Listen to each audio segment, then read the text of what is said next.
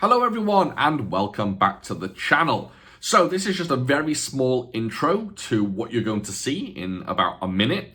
If you recall my Fanatical Dragon video where I sat down with the dragon and actually discussed all things Kung Fu cinema, we mentioned that Dirty Ho may be like the defining perfect Kung Fu film.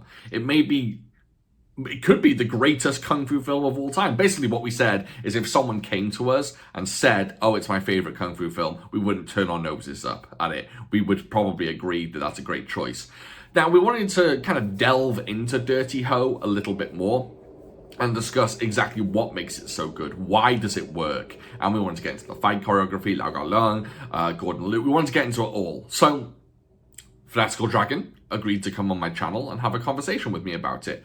And we were very lucky, actually, to get Jason from Martial Arts Theatre 3000. He joined us as well. And Andrew from Amphlet Reviews. He joined us. And you can check out their channels below. Check them out. They're really, really good guys. They know their stuff and they put out plenty of content.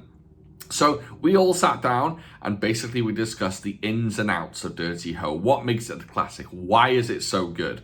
And I think we had a really, really decent conversation. I think we cover every aspect of the film. We talked for an hour, so, we go fairly long. So I'm going to go ahead and wrap up this intro because the video is coming in a few seconds. So off we go. Let's get to it. Dirty Ho.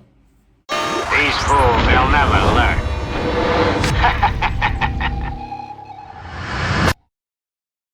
All right, so we are here to chat about Dirty Ho. I watched 1979's Dirty Ho, I should say. I watched it yesterday morning on, is it Short Scope Volume 1 that one's on, right? Yes. So I watched it yesterday morning, and it's the first time I've revisited it in probably a year and a half, maybe 2 years. I still think this is a film that you watch over and over, and it offers up new things each time. I watched it this time. My Letterboxd review was originally 4 stars. I watched it this time. I gave it 5 stars. I couldn't not. It was so magical. And the wild thing is, one thing I noticed, it's such a departure for Lau Kar Leung. I think I don't know what got into him, but he was trying something new with this one. I've got a theory on what did, but we'll get to that. No, go ahead. Or do you want to hold back? Nah, we'll get into it when we get deep into it. But I honestly think it's a response to what was going on the other side of the city, round at kind of Golden Harvest. I kind of feel like it's a response to what the Yun Clan were doing, because there's like some kind of caricatures of some of the characters in it, like the ancillary characters.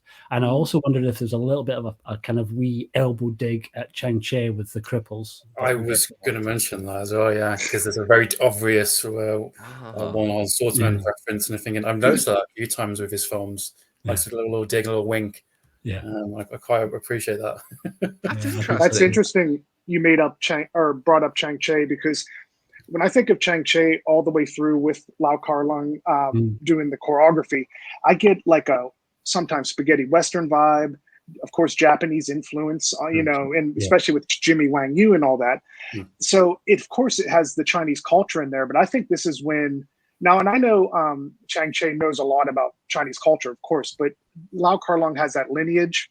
And I think this is where he just cranked it up, and it went full Chinese culture. I don't see any Japanese influence. I don't see any. Dude, well, what I mean? Club at the end, right? No, right. I'm sorry, but what I mean is like in the Okay, you're right on that. I guess what I'm saying is that Western Japanese vibe. Like it just has more of the Chinese culture vibe to me, like in the cinematography, it strikes me as he's just going full board that way. But you are correct about the end, though. Yeah, it was I've kind of like I found it almost like a weird inversion of Lone Wolf and Cub. It's almost like Cub looking after Wolf rather than the other way around. Right. No, you're totally in a correct beautiful on that. way. Yeah, the film makes that switch right halfway through. The switch is it's kind of Gordon Liu's character looking after or taking care of Wang Yu's character, and then it's the other way around. I love that kind of switch halfway through, and then essentially at the end they kind of join together and are, well, for a while when they're fighting on a similar level, and then of course we get the kind of comedic gag at the end where it's one thing I really appreciate watching it again. I watched it again a couple of days ago. Is like Gordon Liu's character is very sincere. Like his motivations towards Mr. Ho is like he's not using him for like anything bad necessarily. He just recognizes his talent as like, hey, I'm gonna have a bit of fun with you, and I've got influence, and I just want to put you on the straight and narrow. But even though he knows people are going after him, killing him, I like when he steps above, steps aside a bit, like he's like, don't interfere in some of these businesses that I'm doing, but like I kind of want you to take you under my wing, but I don't want you to interfere with what's going on the side. I quite like that, which is what that switch is quite important towards. So late into it, almost halfway through the film, I would say. That was my read too, right? And I think this is maybe, guys, if you'll indulge me for a wee second, I've got this review from Time Out that I was telling the boys before we started that I first found in a Time Out movie guide like 20 years ago. I think that the guide that I got came out in the year 2000, right? And so at that point, I'd only seen the English dub on VHS, probably from Made in Hong Kong. Found this review. It says on Time Out's website, written by TR, I'm assuming it's Tony Raines, which will become clear why I think that when I read this through. It's not long, but just will give us a kind of a good little synopsis and a couple of points that we can jump off on. So it says, marking the very highest point ever reached by the Kung Fu genre. Lau's masterpiece concerns an imperial prince, played by Gordon Liu, traveling incognito in South China, who enslaves the petty thief Ho, played by Wong Yu, by wounding him with a poison to which he alone possesses the antidote. When the prince is summoned back to Beijing for an urgent meeting about the imperial succession, the thief has no choice but to tag along. There are daily traps and ambushes on the road because a rival wants the prince out of the way. This is the Tony Raines element kicking in. The film lovingly exploits the ambiguity of the central relationship. Does the prince pick up the thief because he lusts after his body? Because he wants to improve him morally, or simply because he needs a bodyguard? Working with two of his own most brilliant pupils, Lau constructs several of the genre's most intricately choreographed set pieces. The disguised fight conducted while examining priceless antiques is in the Gene Kelly class. Wow. Which is a great fucking review, right? Yeah, it is.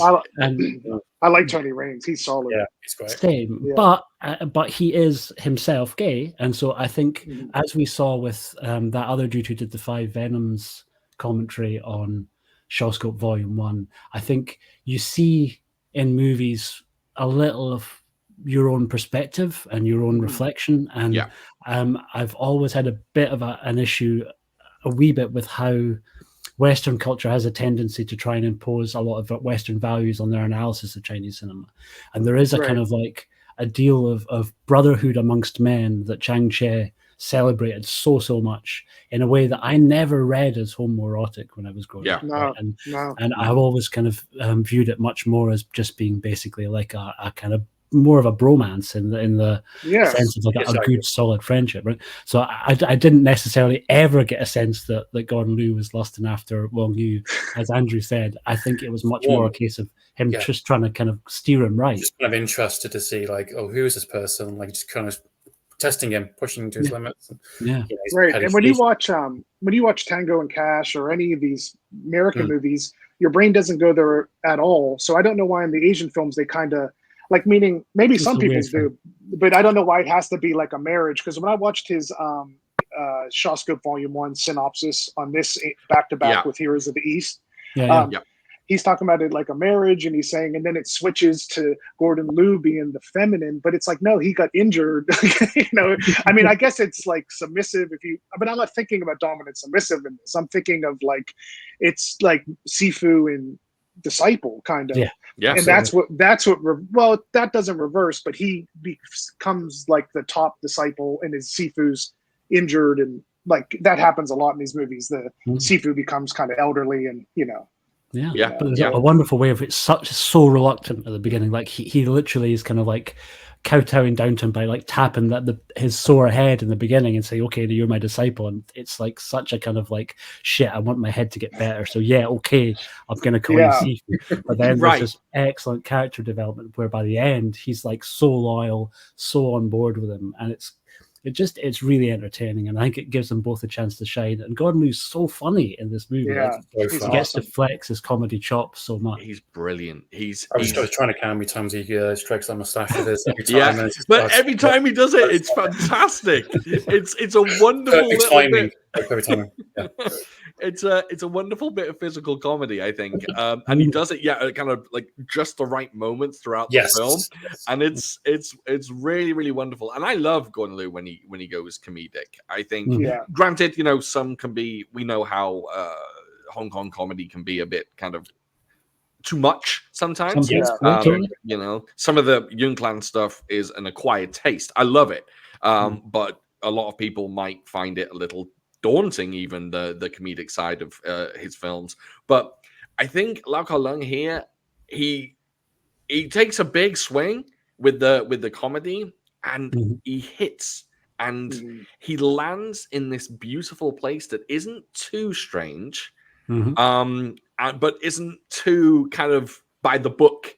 He gives us this comedy that there's physical aspects, there's gags in there, and it just, I don't know, it just sits in this place that is perfect. It's a wonderful story really well. It makes sense for the characters and the situation they're in. Absolutely, like it doesn't feel out of place.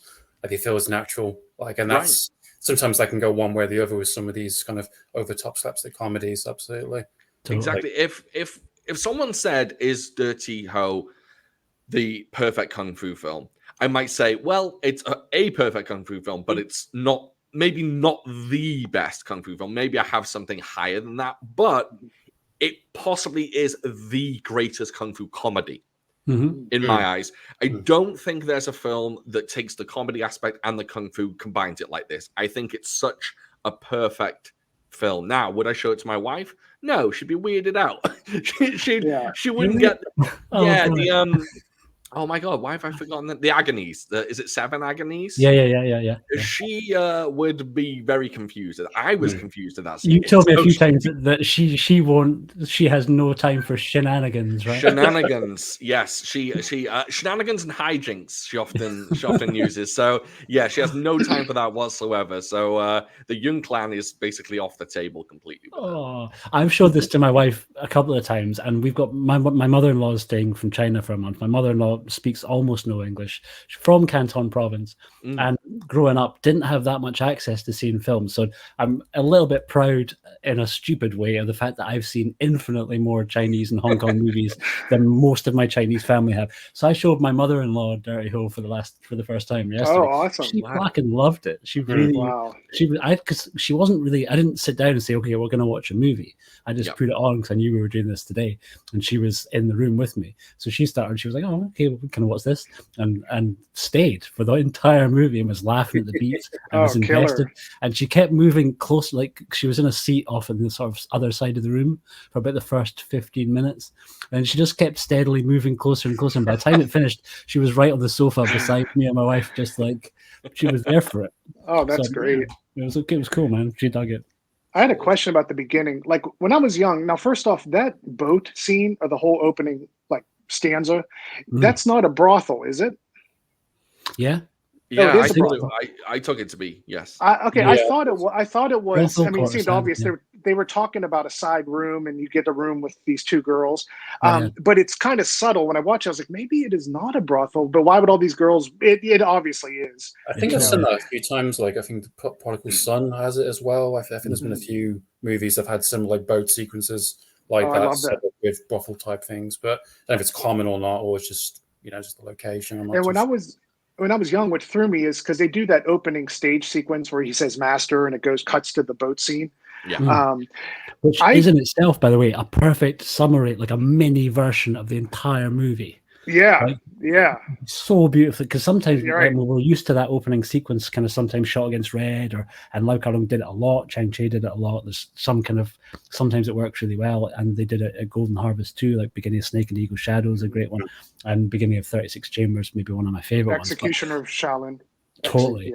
But the one here so perfectly condenses the entire plot down into like however long with a banging tune as well. It's like really kind of like rip roaring little needle drop. But sorry, man, I cut you off. No, I was just saying what threw me from that is because you do get that little like microcosm of the whole movie. And then once it goes to those two on the boat, their vibe, I felt like they knew each other, but I guess they didn't. But when I used to watch it and watch it this time, it seems like they were like playing off each other because of a previous relationship, but they hadn't met at that point when it starts, right? Okay, so that helps a lot, because when you see that Sifu and it cuts, in the way they're interacting with the girls seem like they're like they both got their own rooms, they traveled there together. That was the vibe I used to have, but now obviously they don't know each other. And it's just literally kind of one-upmanship, where it's just kind of like both of them trying to kind of get the girls to stay and like up in the ante with like Wong Yu or Dirty Ho offering gold bars first, and like his staging with how he like jumps back and forth between them, like after the girls are about to disappear the first time, and like Wong Yu holds up the cups upside down on top of the gold bars between his knuckles, or first time they're sitting on top of the cups, and it's just these little touches that he does to kind of keep this bouncing back and forth, almost like a little tennis match between the two. And then Gordon Liu can't be outdone with his like it's a big stack of like what I'm assuming is kind of like money orders, like or like a kind of money credit thing. Very cool. People don't often give Lau Kar Leung the credit for being a fantastic director. Right, he makes good films, and he makes good. People think he makes good kung fu films, but his eye. And funny enough, I watched the Tony Raines special feature yesterday as well.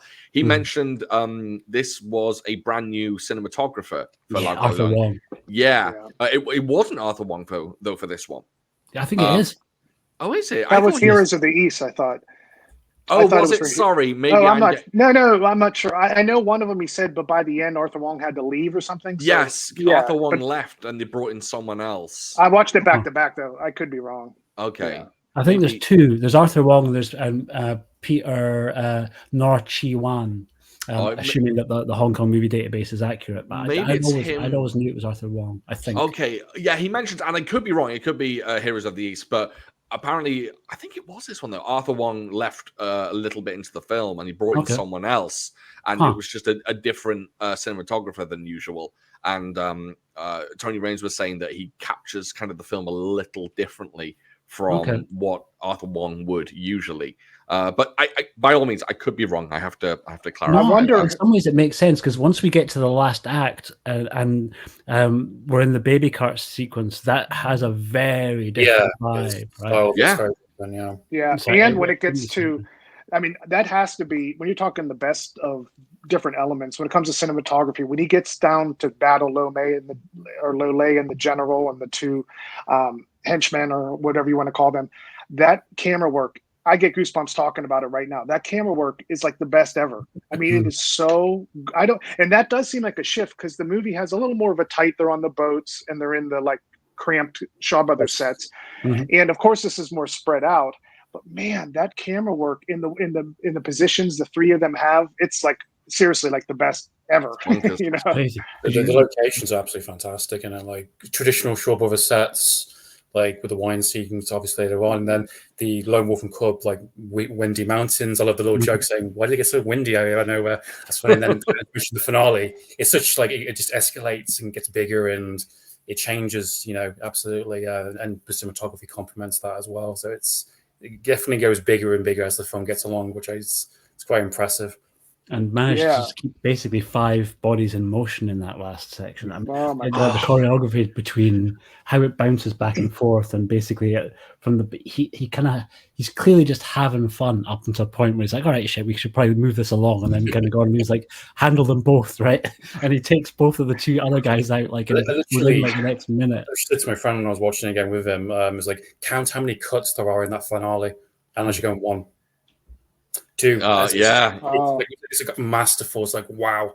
It's like it's long takes, and it's like complicated, kind of like forms weaponry work. There's like multiple people coming there. It's like the amount of craftsmanship on that, and it's like, and the camera work's constantly changing alongside their movement. It's like how that by itself could be just an excellent finale to anything, but the fact you've got all this extra stuff on top of it as well, that's just incredible, really incredible. With some great visual gags in there. The reveal when he's basically split the two, when Gordon Liu split the two of them apart, and he just literally switches down the handle on his sort of cane staff combo thing, right?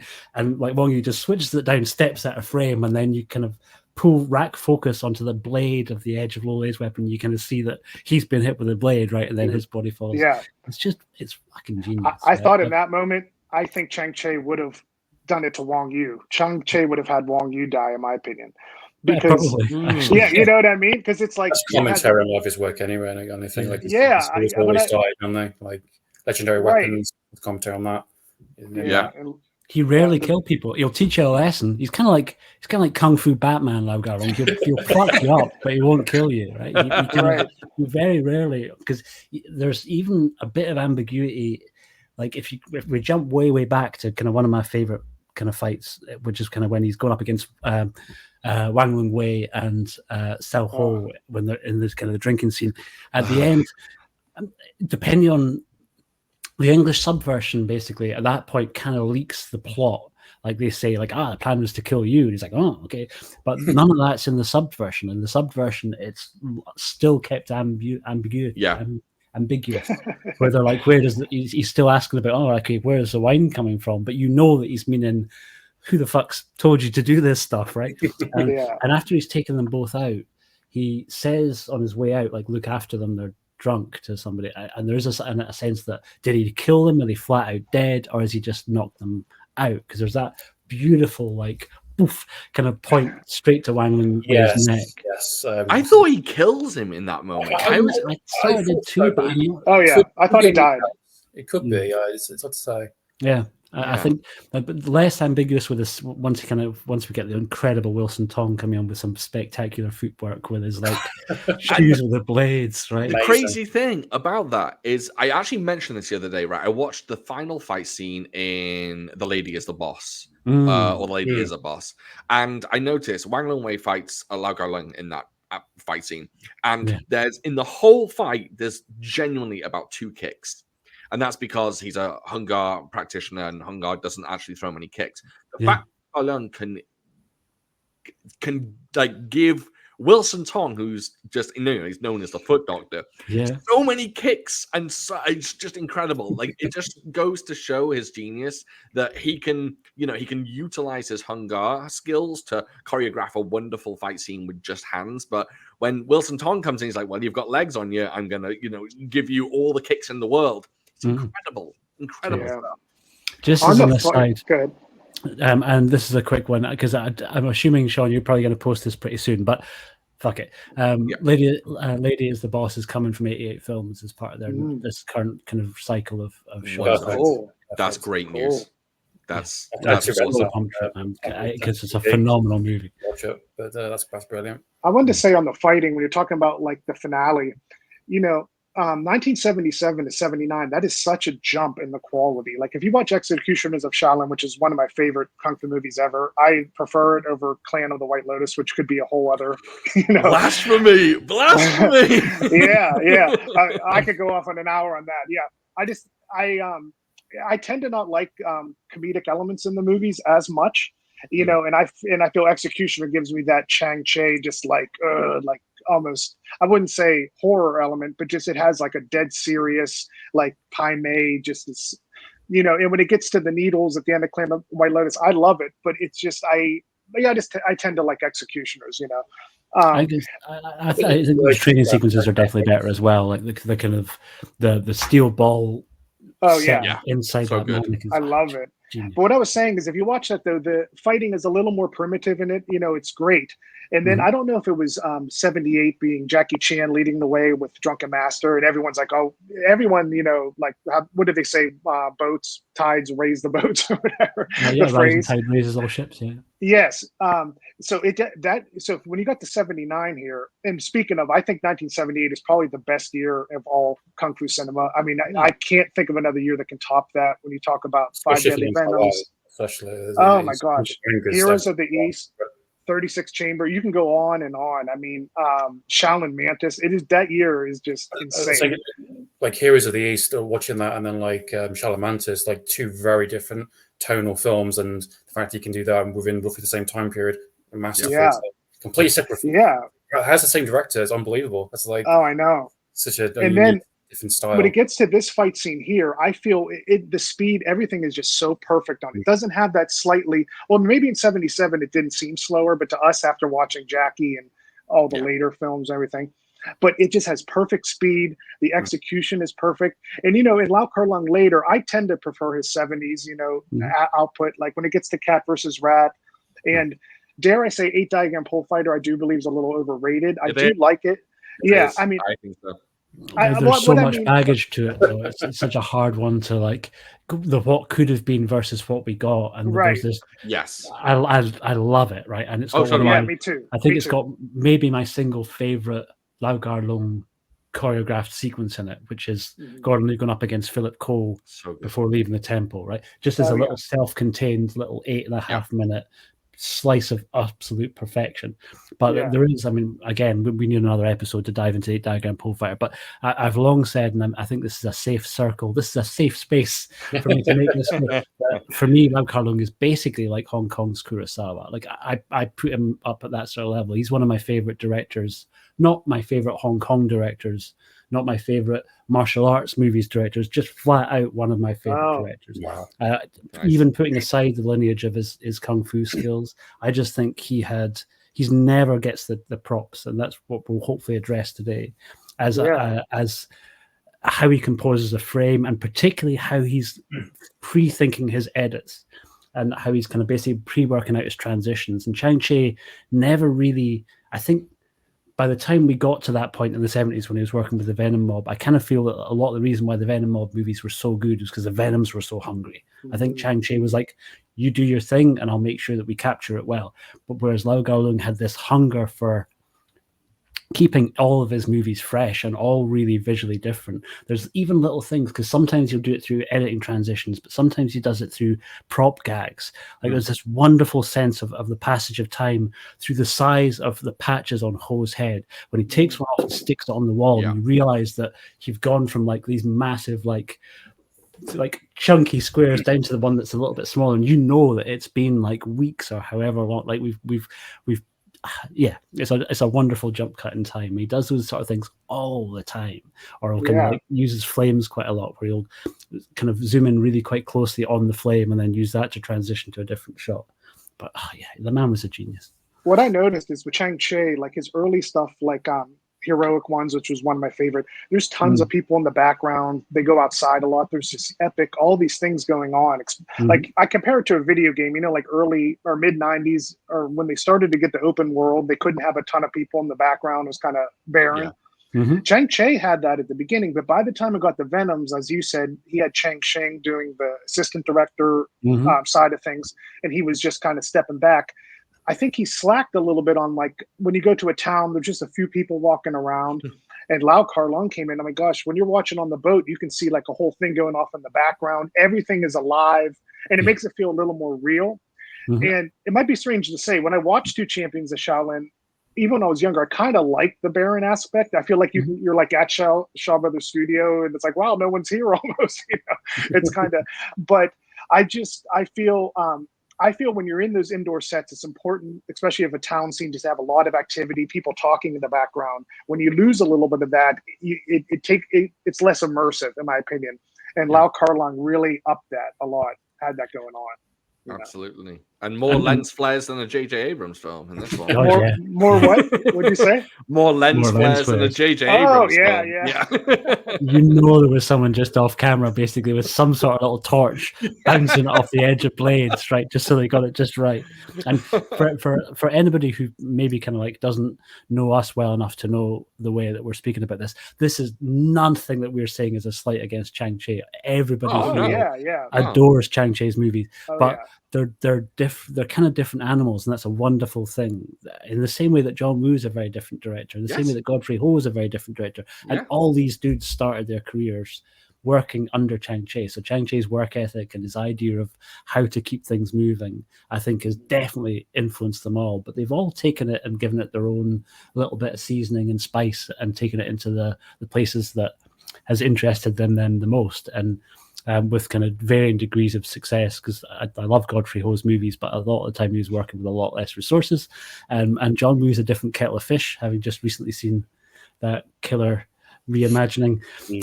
But again, that's a different story for a different episode. But Lau Kar Leung, I think, certainly is the one who you can feel a sense of how much he was having his wings clipped towards the end of their working relationship, where there was all this stuff that he was like, it would be really cool if we tried this, and Chang Cheh's just like, no, like, come on, we've got it, let's move on to the next thing, and him being like, but we could have, why I oughta, and then by the time that he gets unleashed to do his own thing, it's just a joy, and there's also spectacularly different in tone, and in a way that's kind of really, it all feels like him, but it's all him flexing different parts of kind of his toolkit, right? And sometimes it's much more overtly pure comedy. Like I'd say Cat v Rats might be the most extreme example of that.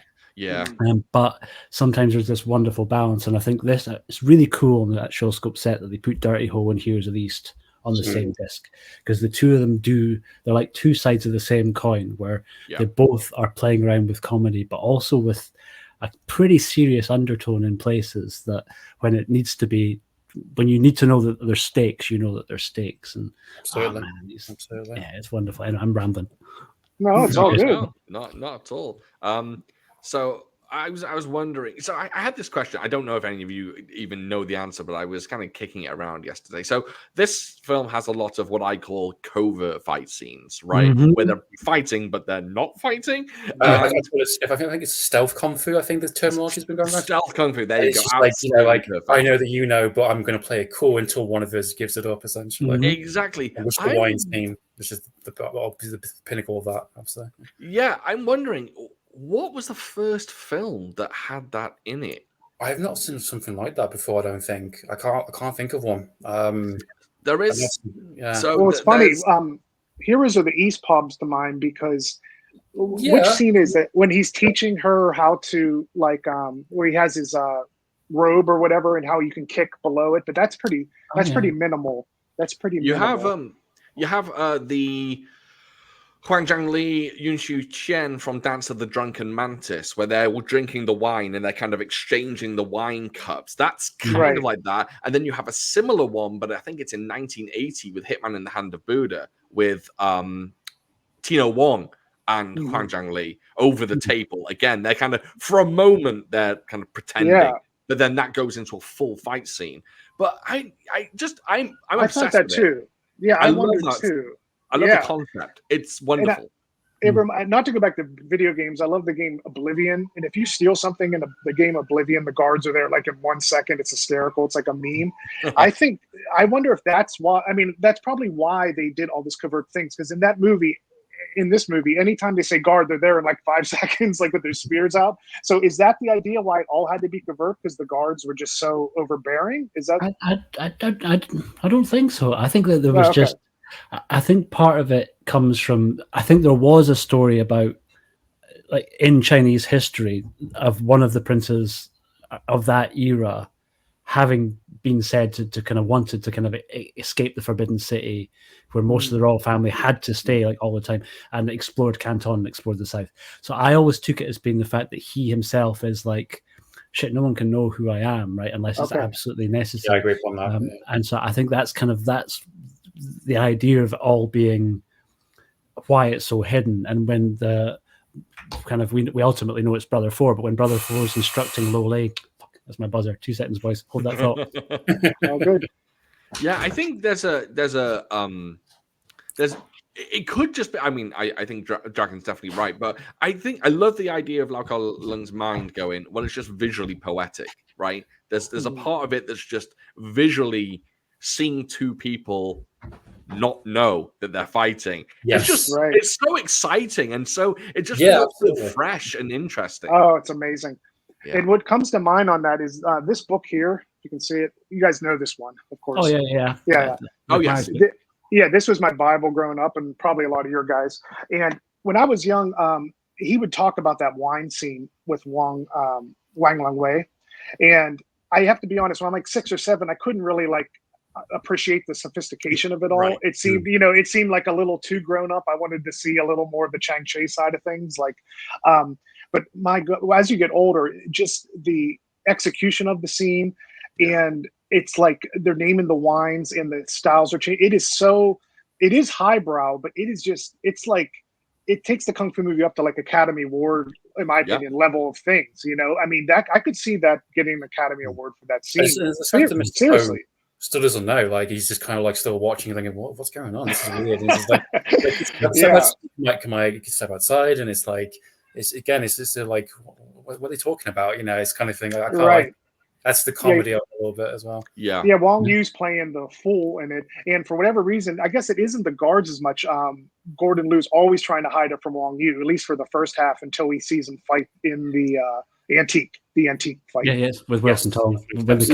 When he sees the blades on the shoes, that's when he's like, "All right, okay." Yeah. It's the concepts of even the moment with Kara Y fighting for Gordon Liu when he's he's utilizing her body to fight.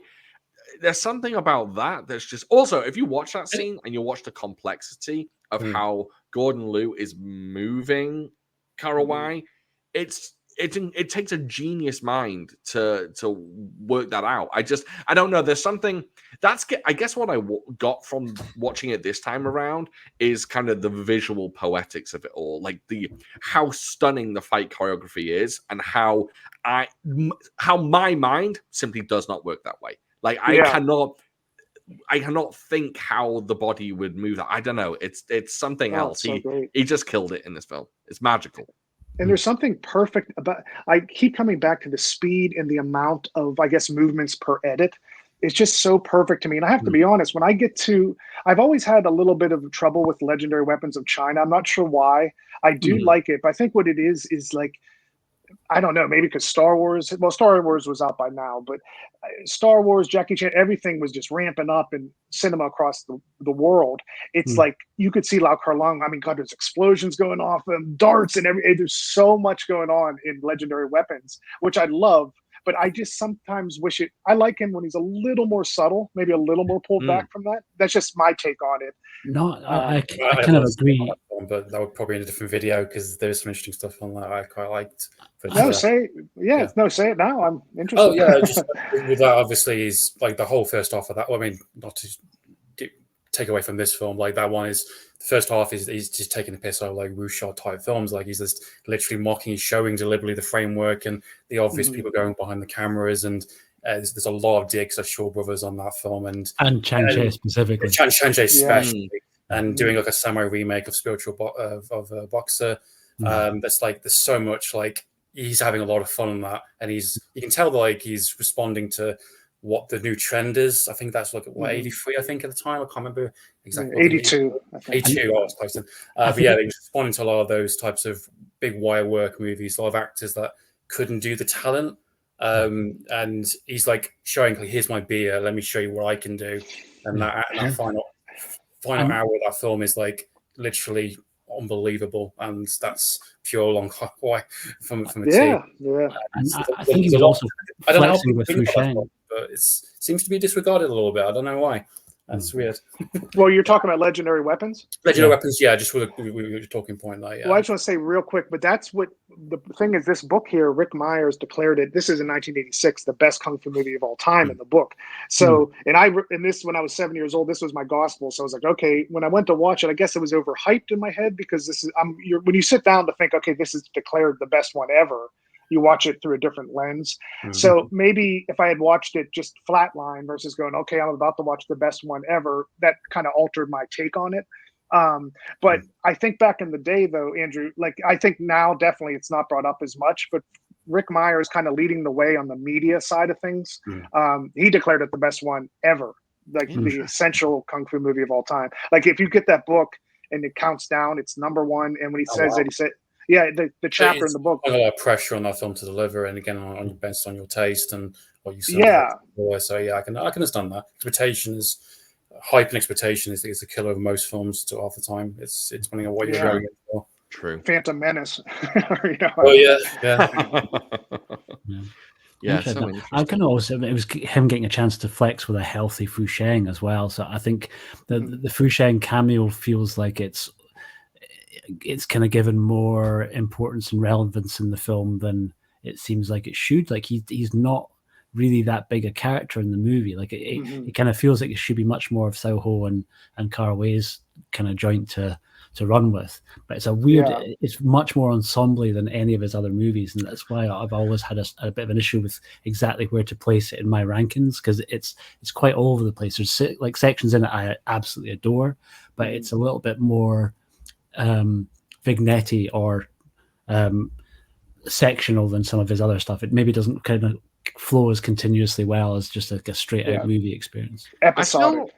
I feel like Lau Kar Leung kind of does that though, with like, just bringing it back to Dirty Ho for a second. He takes these big actors and he gives them small roles. Lo Lei's in this, but he barely has anything to do other than fight. Karawai's in this, barely has anything to do. But was it her first performance? Like I swear this was like her first introduction to his movies. Yeah, it probably is. She's done some stuff with roles. She's done some stuff with Chang-Chi. She's in like Brave Archer 2. I'm sure it's 2 that she shows up in when they're sort of passing through town.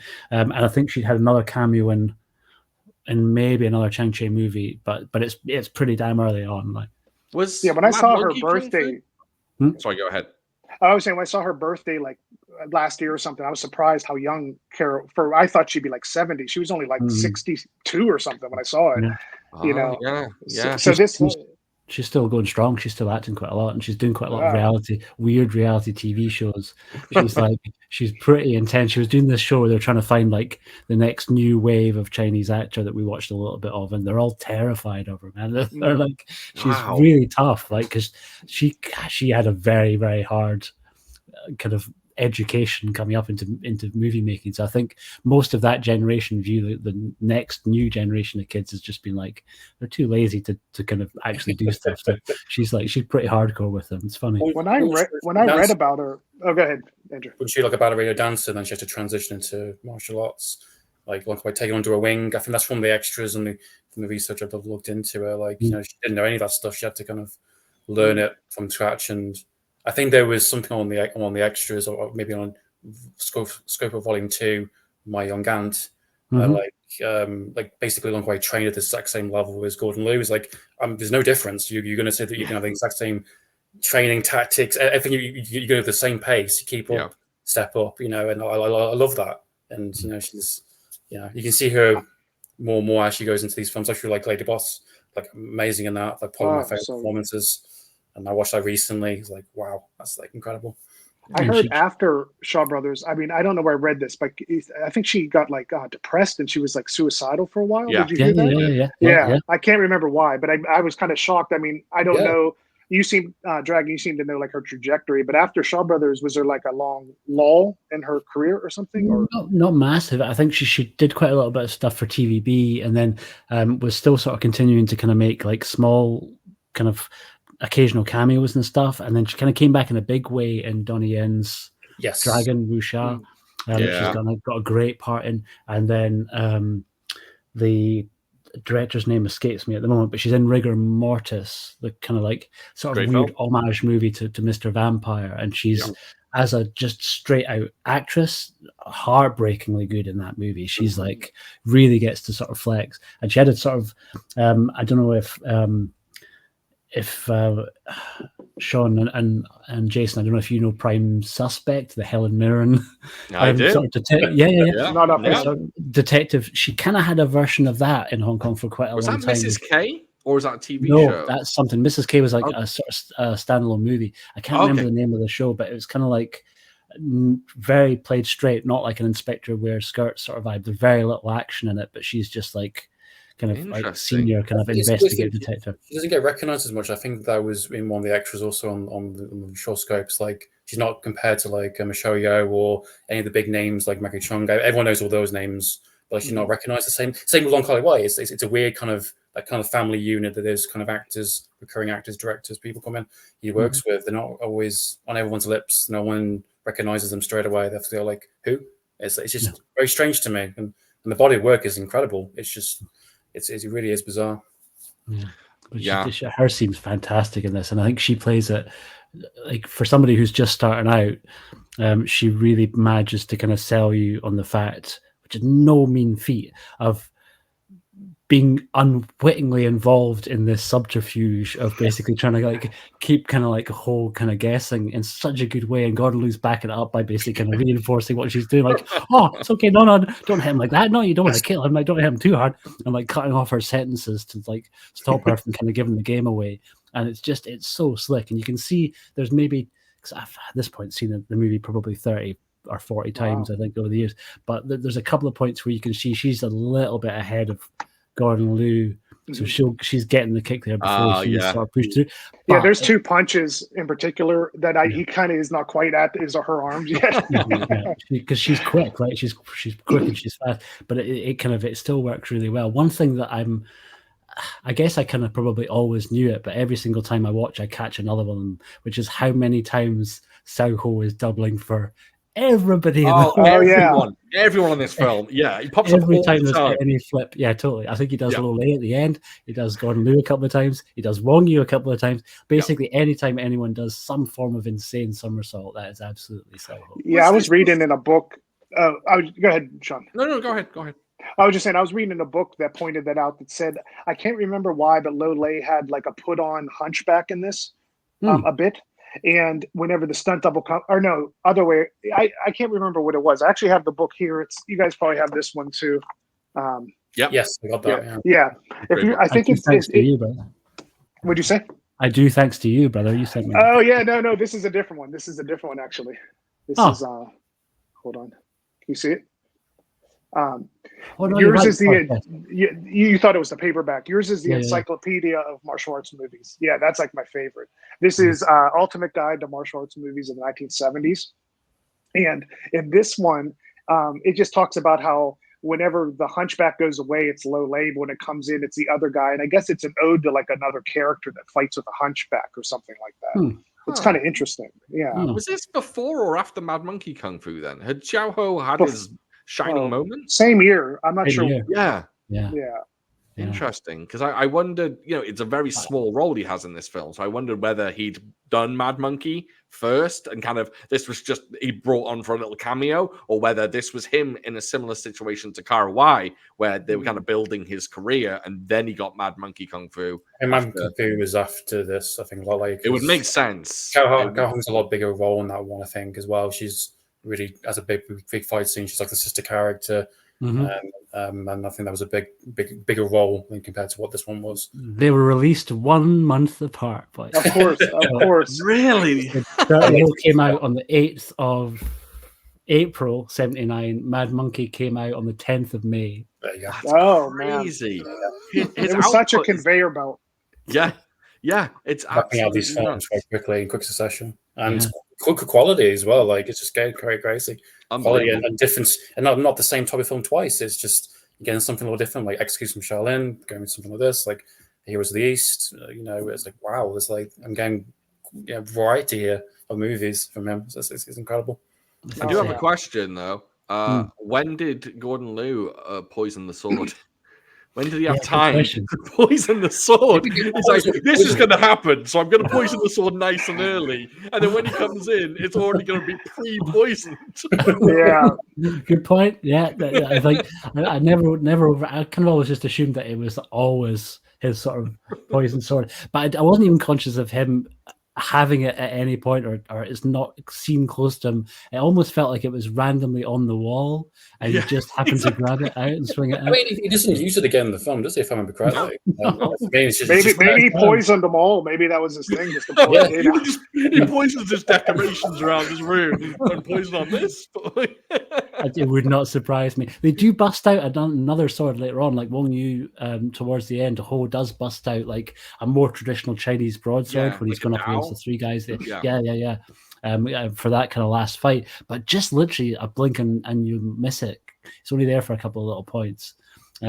Mostly he's still always kind of favored going hand to hand or hand against weapon or umbrella against arrow, whatever it may be.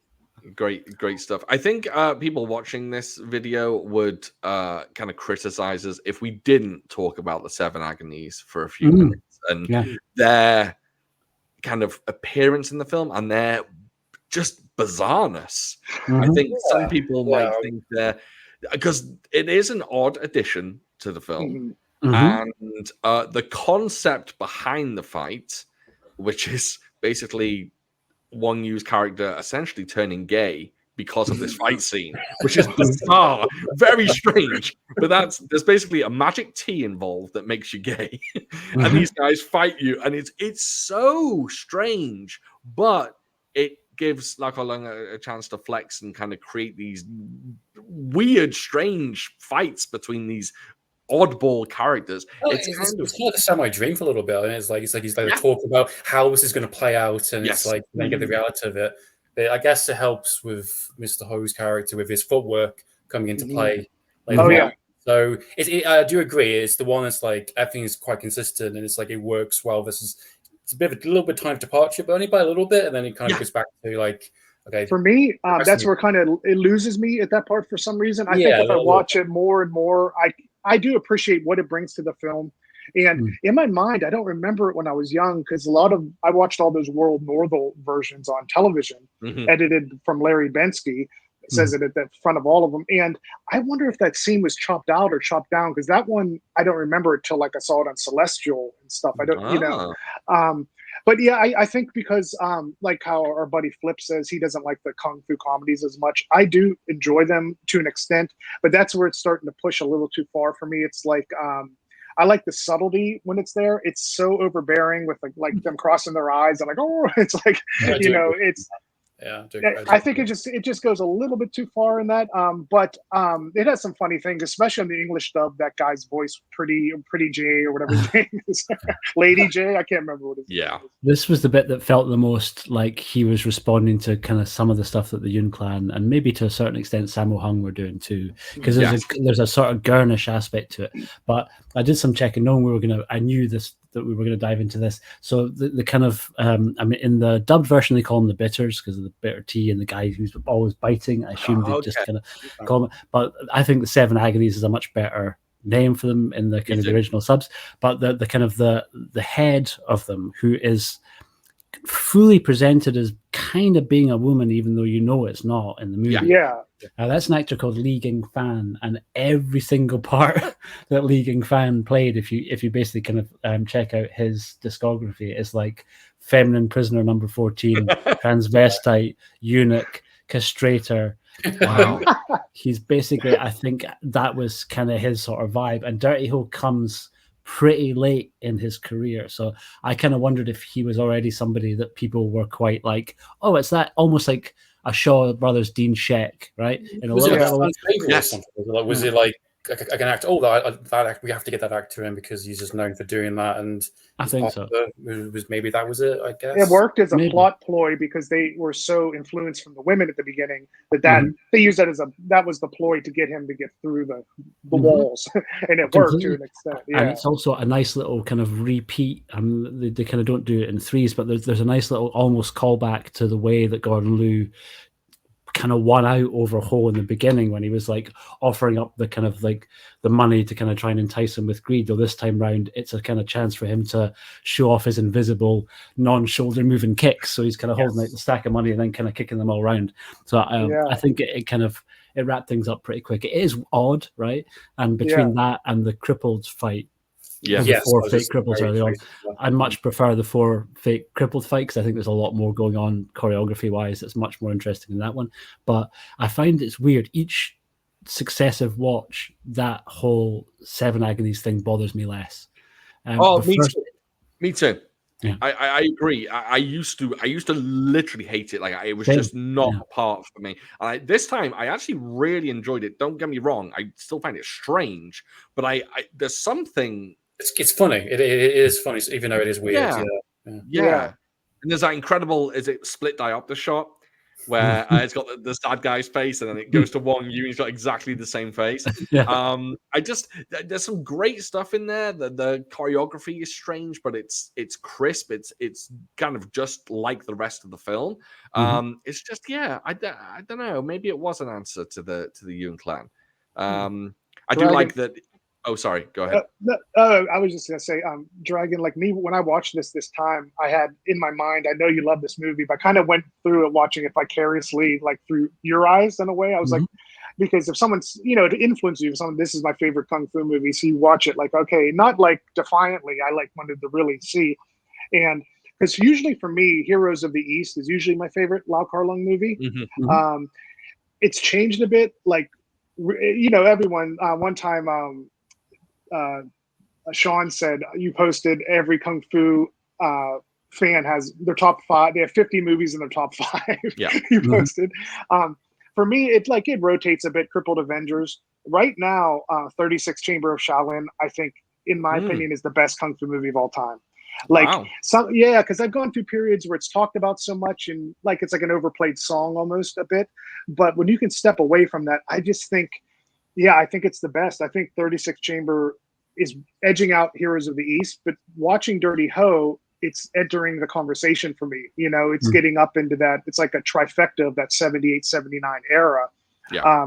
I will say Dirty Ho, the third act is unbelievable. And 36 Chamber, of course, the middle period, the training is what it's known for. I feel the final fight's a bit anticlimactic in 36 Chamber. Yeah. It's short and there's the headbutt and it's kind of like they were wrapping it up quickly or something. Yeah.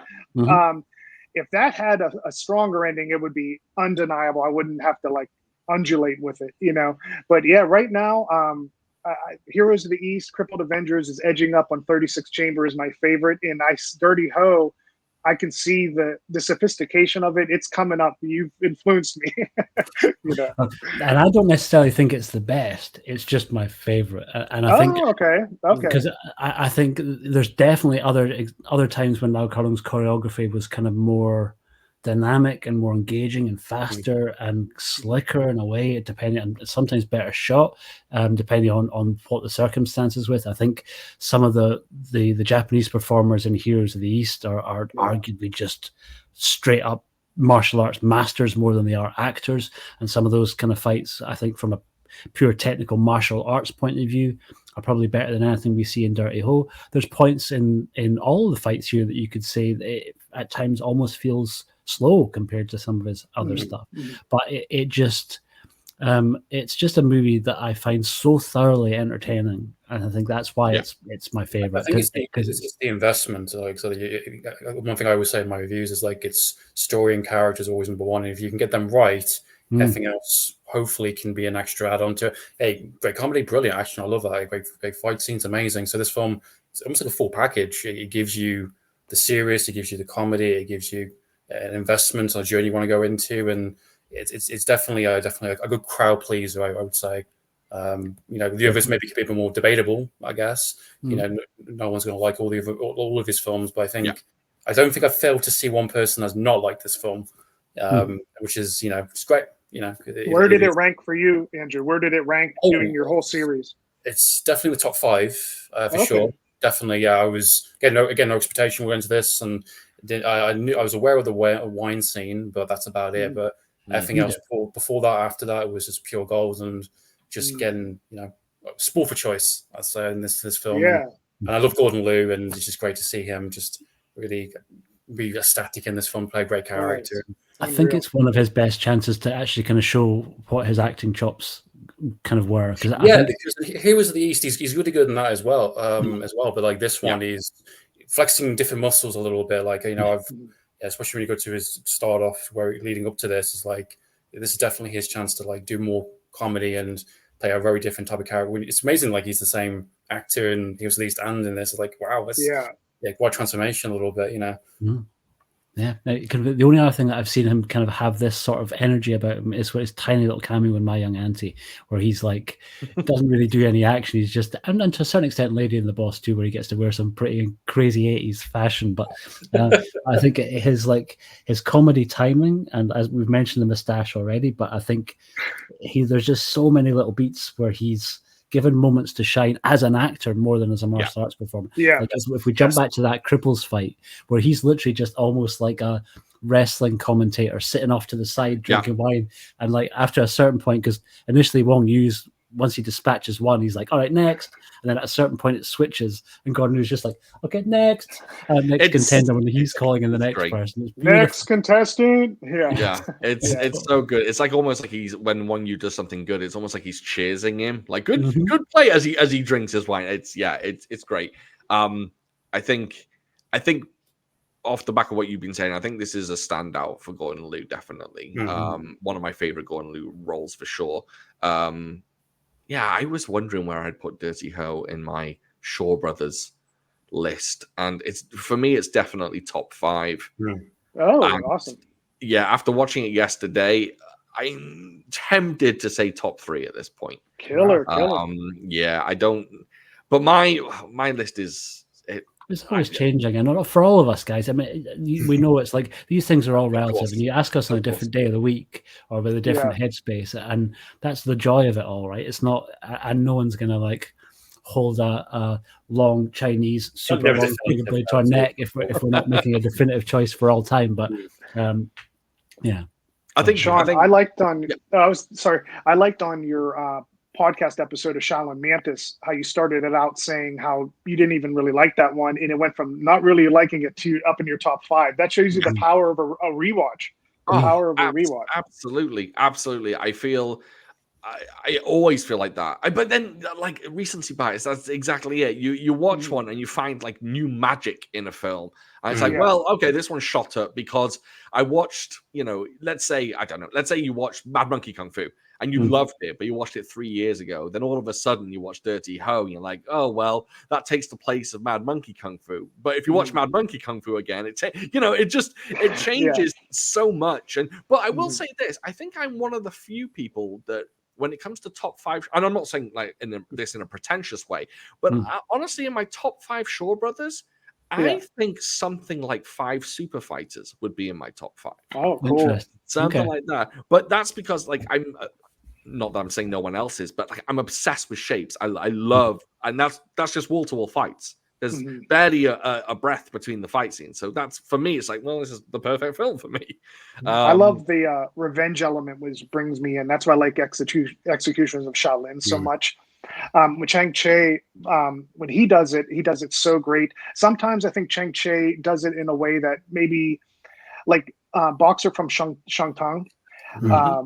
I had trouble with that one because Chen Quan Tai, he's such a cool Luke in that, always smoking cigarettes, smiling. Then when at the end, it's not. I have no idea why he turns into the most berserk, most violent ever, and it's cool. But I just wish there was a little bit of a ramp up, like they killed like his family off or something. It's like a coin flip. He didn't drink a potion, and it's like while I was watching, I was like, this is so awesome and violent. Wait, but why is he this enraged? You know what I mean?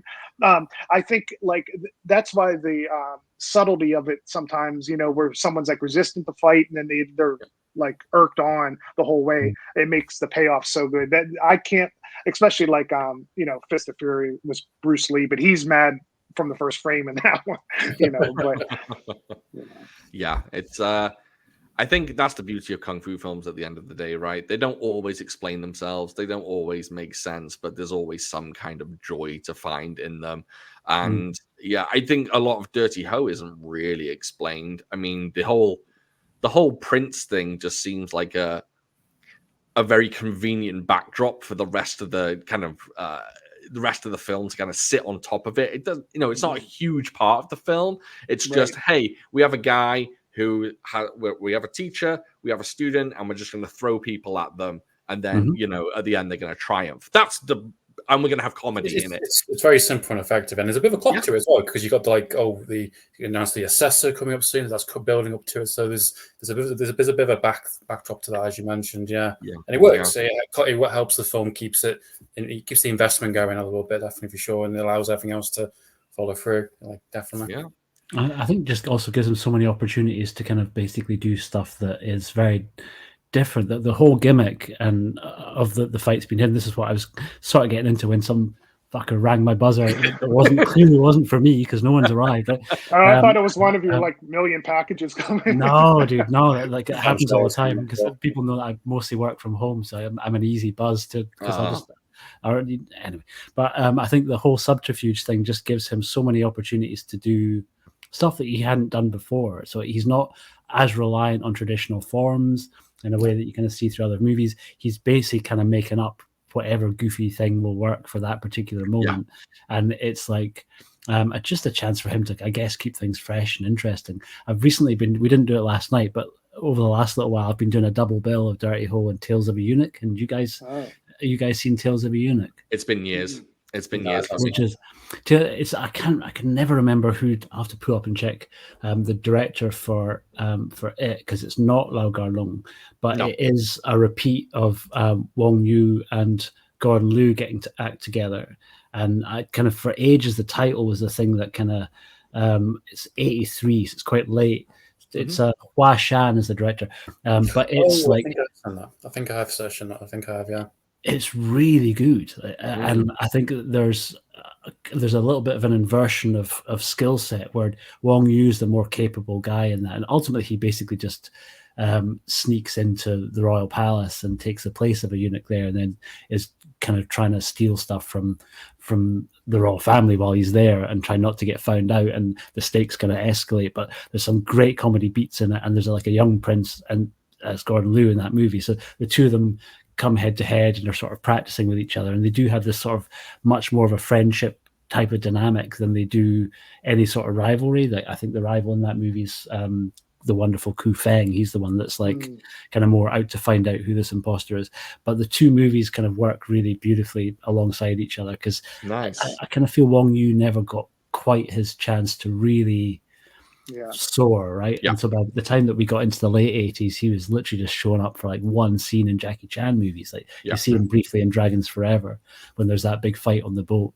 He's like one of the dudes running in, and I think he'd by that point he'd be more relegated to kind of just being like another one of the stuntmen trying to make a living in Hong Kong, which is a real shame, because he had a lot of charisma, and I think he's great in Spiritual Boxer and in the shadow boxing, and I think he never really gets recognized for how solid a Hung Gar performer he was. Like I know it's not as dynamic shapes as you kind of get from some of the sort of movies that I know you love, Sean, but he's so tight and solid when he's kind of basically busting out his Hung Gar shapes. It's great. It's great. He's definitely an underrated guy as far, but I guess there was, like you said, there wasn't like a huge number of films to see him in, so I guess he's underrated because we didn't get to see him really flex that much. You know, Dirty Ho is definitely a standout. And another good one coming next month, 88, putting out Kid from Kwantung, where he goes up against Wang Jiangli. There's a great sequence right at the end of that, and it's that and Kid with a Tattoo are like, they're not Dirty Ho levels of goodness, but they're still both really, really good. And I think that was one of the ones when I saw it that it was coming round, it was like, oh sweet, okay, it's about time for us to get a chance to take a look at Kid from Kwantung again, because it doesn't have as many moments of shining, but when it does get there, it's pretty great. And I think that last reel is really pretty exceptional. Wang Jiangli is always a delight. Always. Andrew, I wanted to ask you, I haven't made it through all of your series on Lau Kar Leung yet. What ended up being like your number one, your favorite, going through it all?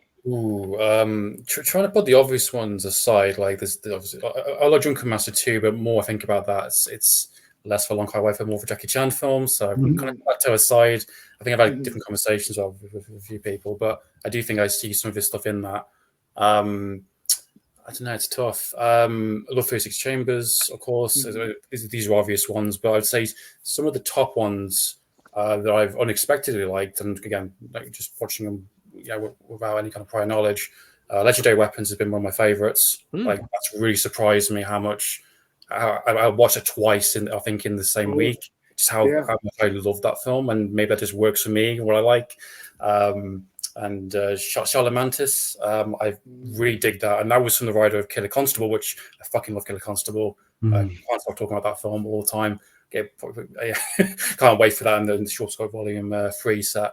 So yeah, definitely He Was the East. I say He Was the East, Legendary Weapons, Charlotte Mantis, but also Dirty Ho obviously is definitely in the top contenders. So it's around that kind of ball of movies in the top 5, I would say. Putting aside the obvious ones that are just universally loved, but I would say one at that time. But yeah, Dirty Ho definitely is one of the top ones for sure. Absolutely. Yeah. Nice. Cool. Well, we've talked for an hour, 7 minutes. I think we did a pretty good job. Obviously, everyone watching knows we could probably talk about Shaw Brothers and Kung Fu Cinema for another 3 hours, but we have to stop somewhere, unfortunately. Yeah, I think this is as good a time as any. All right, let's go ahead and go around, and you can tell the audience where to find you. Let's go with Jason first. Yeah, I'm on Instagram, Martial Arts Theater 3000, and my YouTube channel, the same name. And I don't have a Facebook page for this channel, but yeah, so Instagram or YouTube, come on over. Awesome. Dragon? I'm pretty much Fanatical Dragon on everything. So Instagram and YouTube. YouTube is easily the best place to kind of check out my stuff. I am on Twitter, which I'm slowly trying to get a little bit more into, which has got a slightly different tag. You'll find the link to my Twitter if you're interested in Twitter on my Instagram. And I'm going to sort of spend the rest of mine saying go and check out Andrew's incredible series of Lau Kar Leung reviews, because they've been an absolute treat. They've been really, really good.